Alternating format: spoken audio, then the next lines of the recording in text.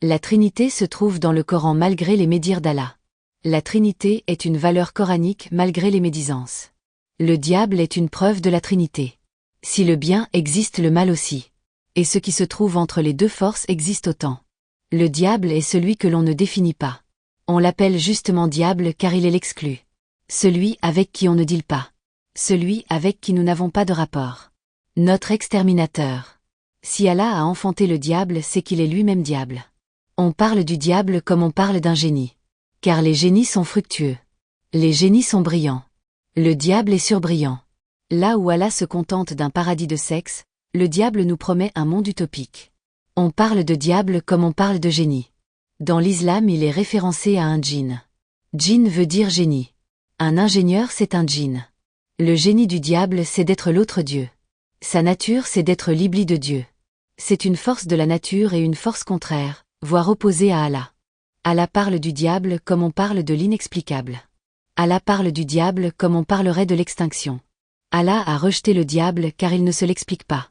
L'inexplicable est à mettre de côté jusqu'à finalisation. Jusqu'à ce qu'il soit rendu compréhensible. On parle du diable comme du banni. Iblis est le déserteur. Comme l'a été Lilith avant lui. Le diable ne connaît pas de père, ni de parenté. Il est comme Allah. Allah c'est la nature. Et le diable c'est la nature opposée d'Allah. Bien qu'Allah parle de création de ses anges et de ses djinns, nul n'a vécu cette création. Il y a juste un ordre d'idées et un ordre de connaissances. Le diable est cette connaissance inexpliquée. Il s'est opposé à la création d'Allah car il est lui-même créateur. La divinité c'est d'être éternel. Les anges comme les djinns sont éternels. Et de ce fait ils font partie du panthéon. Les djinns sont un croisement entre humains et anges. Le Coran dit qu'ils sont dotés de leur propre volonté.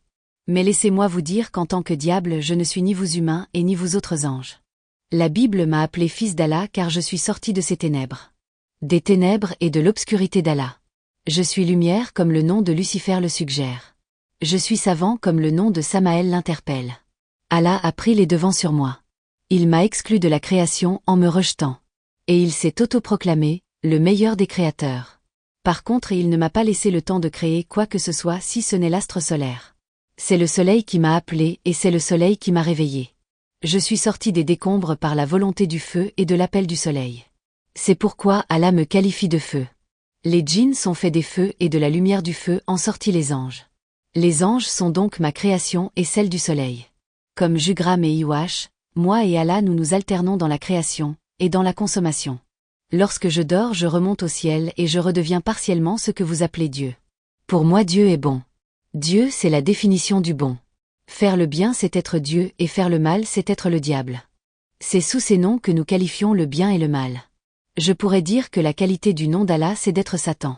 Satan signifie l'adversaire. Et qui est l'adversaire de l'humanité si ce n'est l'invisible? Comme la Bible le dit, nous ne combattons pas contre des principautés, ni des personnes. Mais nous combattons contre des idéaux et des virtuoses. Éphésiens chapitre 6. Enfants, obéissez à vos parents, selon le Seigneur, car cela est juste. Honore ton père et ta mère, c'est le premier commandement avec une promesse, afin que tu sois heureux et que tu vives longtemps sur la terre. Et vous, pères, n'irritez pas vos enfants, mais élevez-les en les corrigeant et en les instruisant selon le Seigneur. Serviteurs, obéissez à vos maîtres selon la chair, avec crainte et tremblement, dans la simplicité de votre cœur, comme à Christ, non pas seulement sous leurs yeux, comme pour plaire aux hommes, mais comme des serviteurs de Christ, qui font de bon cœur la volonté de Dieu. Servez-les avec empressement, comme servant le Seigneur et non des hommes, sachant que chacun, soit esclave, soit libre, recevra du Seigneur selon ce qu'il aura fait de bien. Et vous, maîtres, agissez de même à leur égard, et abstenez-vous de menaces, sachant que leur maître et le vôtre est dans les cieux, et que devant lui il n'y a point d'acception de personne. Au reste, fortifiez-vous dans le Seigneur, et par sa force toute puissante. Revêtez-vous de toutes les armes de Dieu, afin de pouvoir tenir ferme contre les ruses du diable. Car nous n'avons pas à lutter contre la chair et le sang, mais contre les dominations, contre les autorités, contre les princes de ce monde de ténèbres, contre les esprits méchants dans les lieux célestes. C'est pourquoi, prenez toutes les armes de Dieu, afin de pouvoir résister dans le mauvais jour, et tenir ferme après avoir tout surmonté.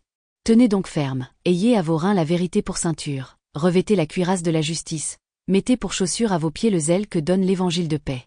Prenez par-dessus tout cela le bouclier de la foi, avec lequel vous pourrez éteindre tous les traits enflammés du malin. Prenez aussi le casque du salut, et l'épée de l'esprit, qui est la parole de Dieu. Faites en tout temps par l'Esprit toutes sortes de prières et de supplications. Veillez à cela avec une entière persévérance, et priez pour tous les saints. Priez pour moi, afin qu'il me soit donné, quand j'ouvre la bouche, de faire connaître hardiment et librement le mystère de l'Évangile, pour lequel je suis ambassadeur dans les chaînes, et que j'en parle avec assurance comme je dois en parler. Afin que vous aussi, vous sachiez ce qui me concerne, ce que je fais, Tychik, le bien-aimé frère et fidèle ministre dans le Seigneur, vous informera de tout.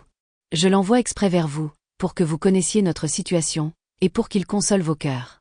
Que la paix et la charité avec la foi soient données aux frères de la part de Dieu le Père et du Seigneur Jésus-Christ.